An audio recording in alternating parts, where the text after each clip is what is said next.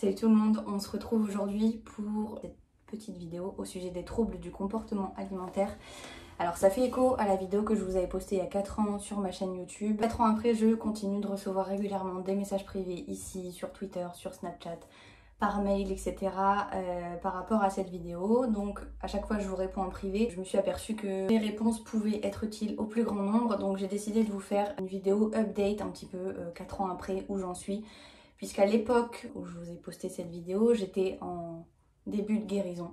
Voilà, je peux vous le dire maintenant. Alors je vais faire un petit disclaimer tout de suite puisque on va parler de sujets un peu délicats. On va parler de boulimie vomitive, on va parler d'anorexie, etc. Donc si vous êtes un peu trop sensible, je vous conseille de quitter cette vidéo. Donc première partie, où est-ce que j'en suis 4 ans après? Alors, il y a beaucoup de chemin qui a été fait depuis cette vidéo. Aujourd'hui, en 2020, je peux dire que je suis guérie. J'estime définitivement. Alors comment je sais que je suis guérie? D'une part, je ne souffre plus de pulsions boulimiques, ce qui a été en tout cas le premier signe de guérison palpable, puisque les pulsions, je vous en avais parlé à l'époque, ce sont vraiment des choses qui sont incontrôlables, qui vous coupe la respiration. Il faut ingurgiter quelque chose, peu importe quoi, mais il faut se remplir. Et ça a été vraiment le premier signe de guérison que j'ai pu observer. Après ça, il y en a eu plein d'autres. Il y a eu le fait que je réintègre des repas, puisqu'en fait je faisais plus aucun repas normaux, plus aucun repas tout court en fait, sans aller me faire vomir juste après. Et quand ça n'était pas des phases boulimiques, c'était des phases d'anorexie. Je ne mangeais pas. Si par malheur je coupais ça en ingurgitant une pomme, j'allais tout de suite me purger aussi. Donc voilà, bref. J'alternais ces deux phases-là et en gros, ça, idem, ça a disparu puisque j'ai commencé à réintégrer des repas. Ça s'est pas fait tout de suite. Voilà, ça a commencé par un repas par jour, puisque c'était encore à l'époque entrecoupé de crises qui étaient plus des crises d'habitude, qui ont d'ailleurs duré très très longtemps en fait. Mais voilà, au départ c'était un repas par jour. Et en fait je me lançais des petits défis comme ça. Donc c'était ok, demain tu fais un repas que tu gardes.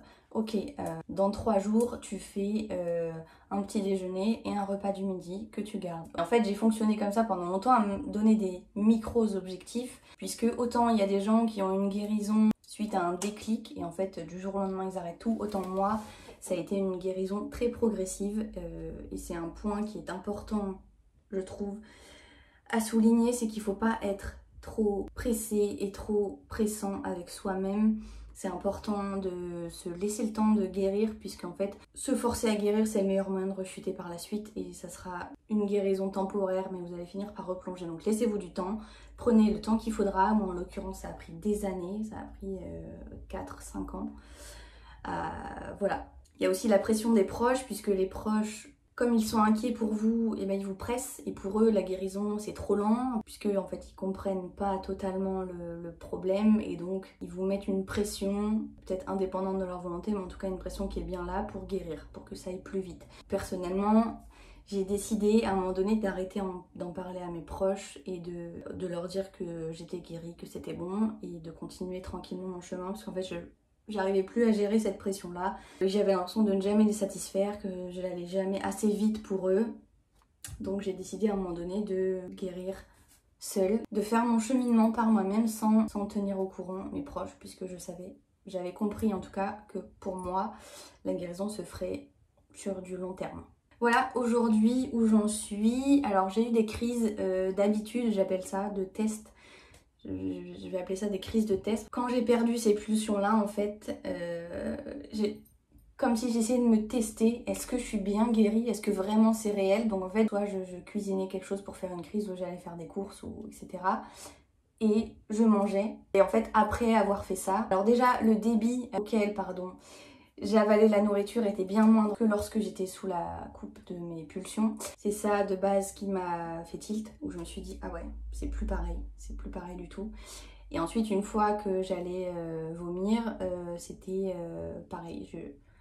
Après la crise, je me disais en fait c'était pas une crise, c'était un test. Voilà. Ça je l'ai vécu, je l'ai fait pendant bien 1 an et demi, 2 ans.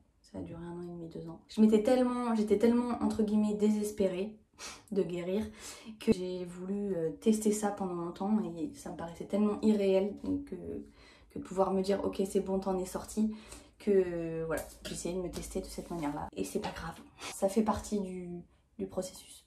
Voilà, on va passer à la FAQ. J'ai pris une petite feuille où j'ai noté les questions, parce que sinon je vais pas m'en rappeler. Alors, la première question, c'est est-ce que l'on grossit lorsque l'on reprend une alimentation normale? Oui.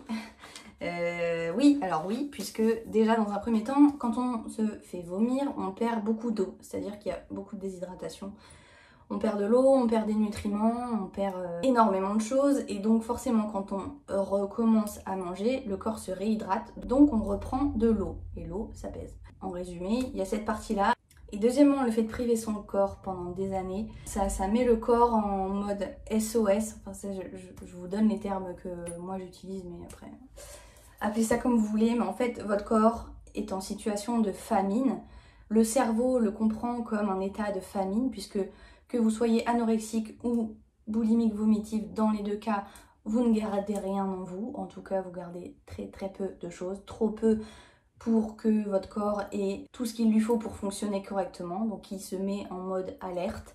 Et lorsque vous lui redonnez à manger, il a la mémoire en fait de ce que vous lui avez fait. Et donc il va stocker en prévision d'une éventuelle prochaine période de famine que vous pourriez lui faire subir. En gros, c'est comme ça que ça fonctionne. Donc oui, la prise de poids fait partie de la guérison. À savoir aussi que, en tout cas à titre personnel, je vous parle de mon expérience, mais pour ma part la dysmorphophobie a disparu. Ça c'est aussi quelque chose de laquelle j'ai guéri. Donc si vous voulez, la prise de poids n'a pas... Je suis pas tombée en dépression parce que je me voyais prendre du poids en fait.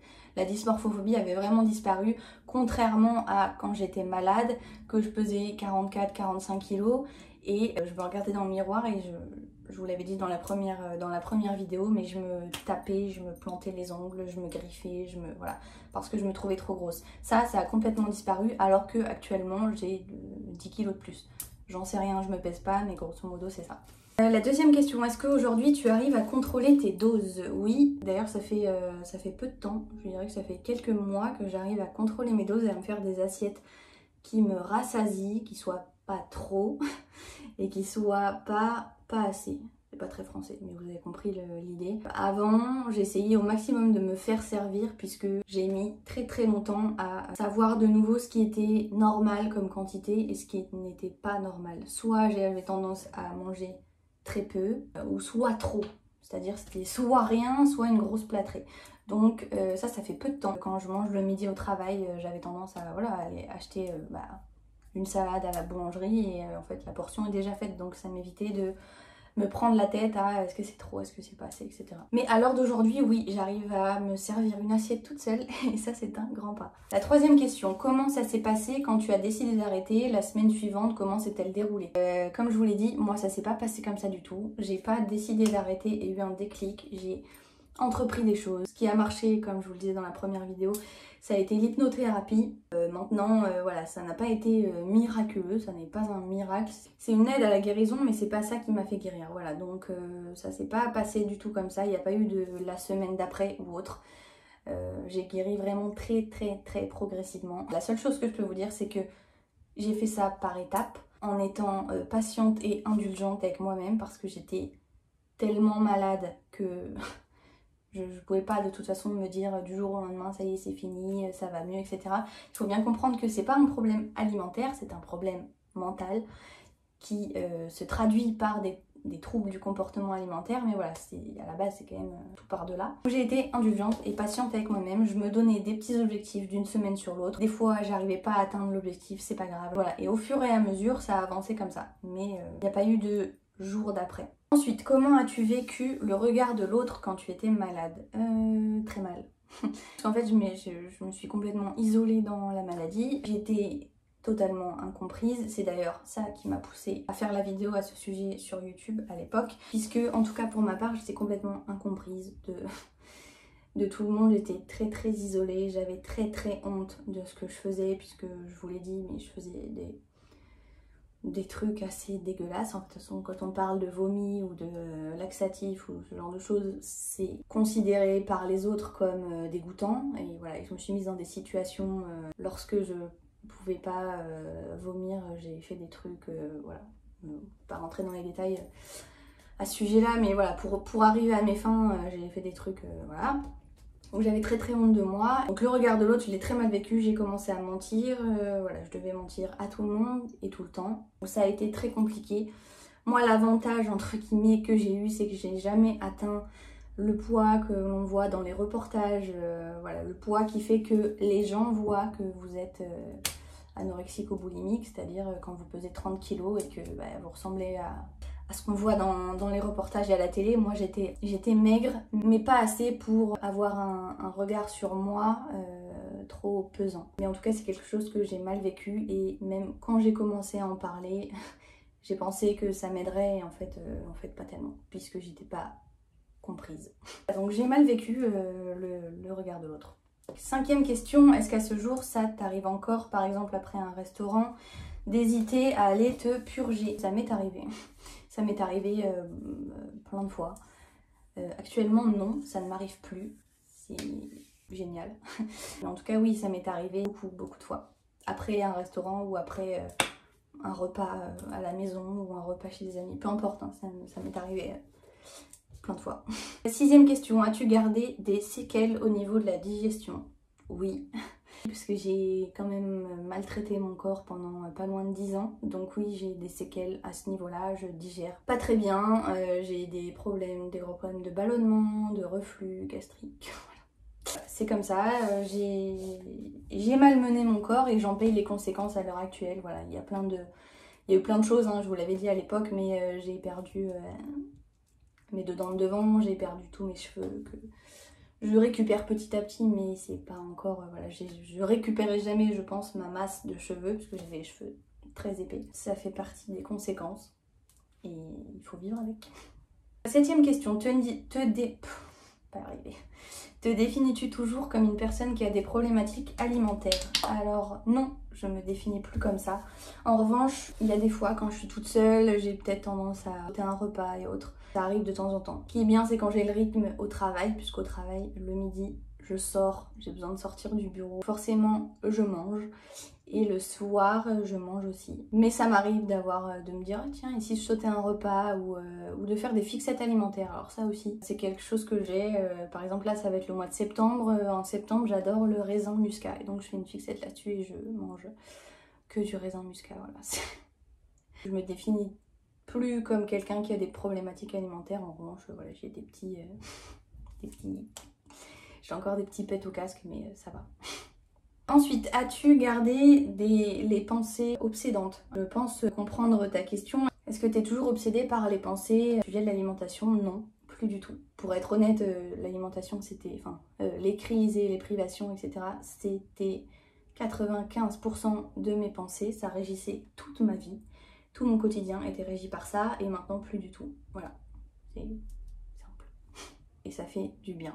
Avant-dernière question, dirais-tu que tout ça est derrière toi? Oui, c'est derrière moi à ce jour. C'était pas le cas il y a 4 ans quand je vous ai posté cette vidéo, mais là c'est derrière moi, je pense définitivement.